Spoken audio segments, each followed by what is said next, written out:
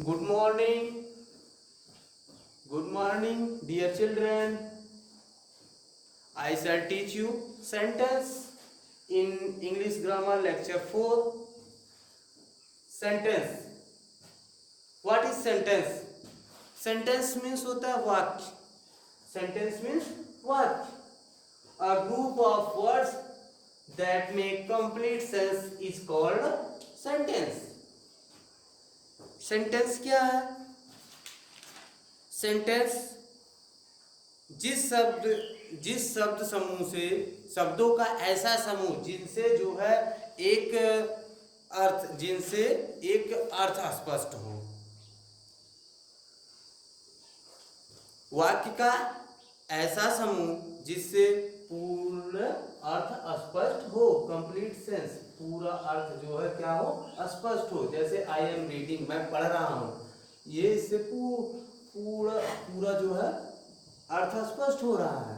What is your name, इससे भी पूरा अर्थ स्पष्ट हो रहा है. ये आपका सेंटेंस कहा जा सकता है. ये आपका सेंटेंस है, यह एक प्रकार का सेंटेंस है. अब आगे चलते हैं. Kinds of sentence. Kinds of sentence. Kinds of sentence. Sentence कितने प्रकार के होते हैं? सेंटेंस 5 प्रकार के होते हैं. वो कौन कौन से होते हैं? Affirmative sentence. Kinds of sentence. Kinds of sentence. Kinds of sentence. पहला है अफर्मेटिव सेंटेंस, और दूसरा है निगेटिव सेंटेंस, और तीसरा है interrogative sentence. SENTENC sentence. Imperative sentence. SENTENCE.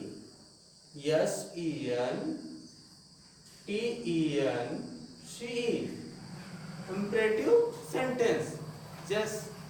तो अफर्मेटिव मीन्स क्या होता है? अफर्मेटिव सेंटेंस को हिंदी में कहते हैं सकारात्मक वाक्य. ठीक, अफर्मेटिव सेंटेंस को हिंदी में कहते हैं सकारात्मक वाक्य, और निगेटिव सेंटेंस को कहते हैं हिंदी में नकारात्मक वाक्य. कौन से वाक्य? नकारात्मक वाक्य. और नंबर 3 आपका है इंट्रोगेटिव सेंटेंस. इंट्रोगेटिव सेंटेंस प्रश्नवाचक वाक्य. इंट्रोगेटिव सेंटेंस प्रश्नवाचक वाक्य. और नंबर 4 आपका है इंपरेटिव सेंटेंस. आज्ञावाचक सेंटेंस, आज्ञावाचक वाक्य. इंपरेटिव सेंटेंस, आज्ञावाचक वाक्य. नंबर 4 आज्ञावाचक वाक्य. और नंबर 5 क्या है? Exclamatory sentence. एक्सक्लेमेटरी सेंटेंस मतलब होता है विस्मयादिबोधक वाक्य. एक्सक्लेमेटरी विस्मयादिबोधक वाक्य. तो सबसे पहले हम देखते हैं अफर्मेटिव सेंटेंस की डिफिनेशन. अफर्मेटिव सेंटेंस की डिफिनेशन क्या है? अ sentence that simply affirm something is called an affirmative sentence. ऐसे वाक्य जो कर्ता से प्रारंभ होते हैं, जो साधारण होते हैं, ऐसे वाक्य जो साधारण वाक्य होते हैं, वो अफर्मेटिव सेंटेंस कहलाते हैं. जैसे my mother is a doctor, I am eating a mango.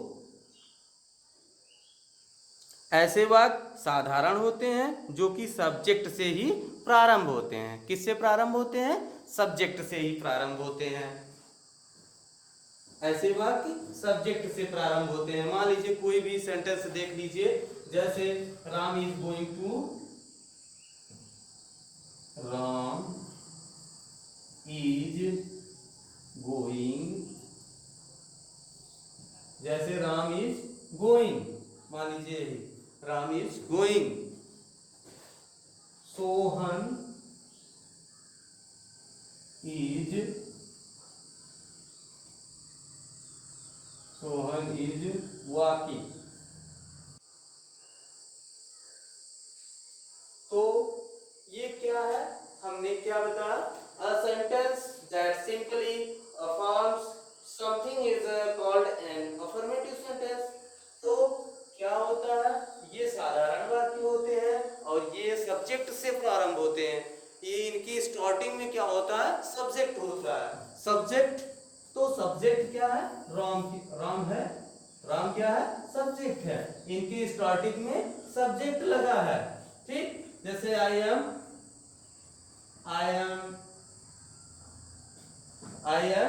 Eating, I am eating, मैं खा रहा हूं। तो आई क्या है, सब्जेक्ट है। तो इनके प्रारंभ में सब्जेक्ट लगा होता है। ये क्या है, अफर्मेटिव सेंटेंस है।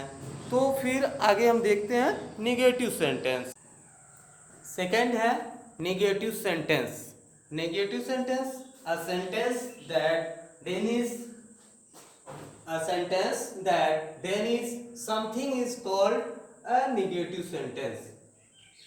नेगेटिव सेंटेंस आप जानते हैं, नेगेटिव सेंटेंस नकारात्मक वाक्य। क्या होता है, नकारात्मक वाक्य। नकारात्मक इस प्रकार के क्या होते हैं, ये वाक्य जो है साधारण वाक्य होते हैं। इसमें जो है नॉट लगा होता है। ये इन साधारण वाक्यों में नॉट लगा होता है, वही नेगेटिव सेंटेंस हो जाते हैं।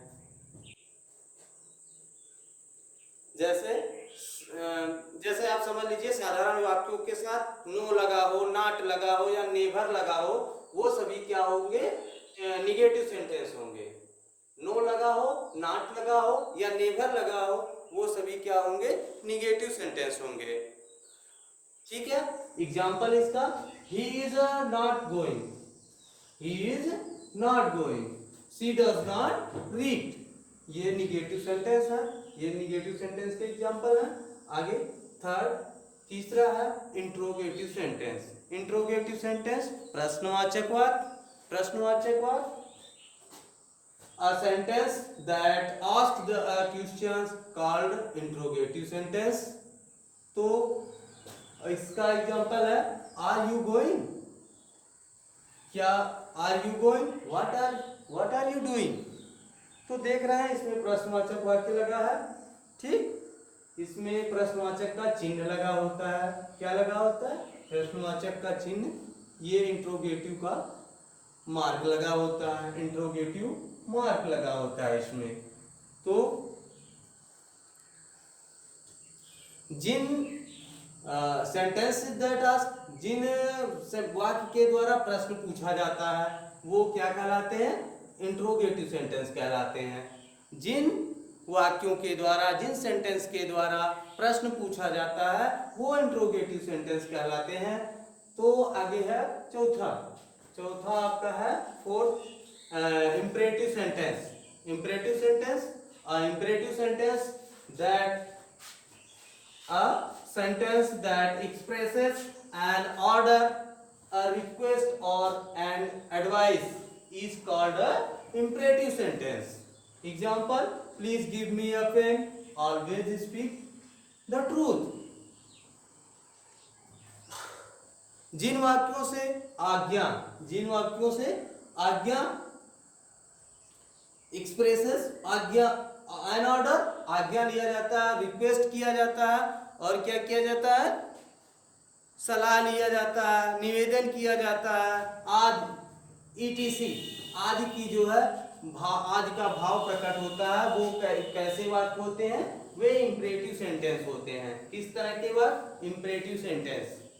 तो आप समझ गए होंगे कि जो है जिन वाक्यों से आज्ञा, प्रार्थना, निवेदन, सलाह आदि का भाव प्रकट हो, वो क्या होते हैं, इंपरेटिव सेंटेंस कहलाते हैं। तो एक बार फिर देख लीजिए, a sentence that express an order, a request or an advice is called an imperative sentence. Example, please give me a pen. इसमें देखिए प्लीज कृपया कहा जा रहा है, ठीक। निवेदन किया जा रहा है, क्या किया जा रहा है, निवेदन किया जा रहा है, रिक्वेस्ट किया जा रहा है। और इधर देखिए, ऑलवेज स्पीक ट्रूथ, इसमें सलाह दिया जा रहा है, ठीक। इसमें सलाह दिया जा रहा है कि हमेशा जो है क्या करो, सत्य। आगे देखिए, एक्सक्लेमेटरी सेंटेंस। नंबर 5 है एक्सक्लेमेटरी सेंटेंस। एक्सक्लेमेटरी सेंटेंस का मतलब होता है विस्मयादिबोधक।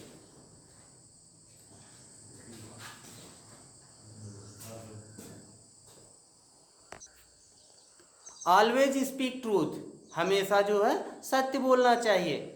आगे है फिर नंबर 5 exclamatory sentence. Exclamatory sentence a sentence that expresses a sudden or strong feeling of the mind, a wish or prayer is called an exclamatory sentence. Exclamatory sentence, exclamatory को हिंदी में कहते हैं विस्मयादिबोधक। एक्सक्लेमेटरी सेंटेंस विस्मयादिबोधक वाक्य। तो एग्जांपल इसका है he is died, oh he is died. ये आप देख रहे हैं ये मार्क जो है एक्सक्लेमेटरी मार्क है। एक्सक्लेमेटरी मार्क ये है, ठीक। एक्सक्लेमेटरी मार्क ये देख लीजिए, ये एक्सक्लेमेटरी मार्क्स है। तो he is died, oh he is died, इस तरह से hurrah we have pass the exam, ठीक। तो आज के लिए बस इतना है। आप ये सब डिफिनेशंस याद कर लेंगे और याद करके और इसको फेयर में लिख लेंगे। फेयर में लिखने के बाद आप इसको चेक करवा लेंगे व्हाट्सएप पर भेज करके। आज के लिए बस इतना है, फिर अगले नेक्स्ट वीडियो में हम आपसे फिर मिलेंगे। Thank you for watching this video. Good bye.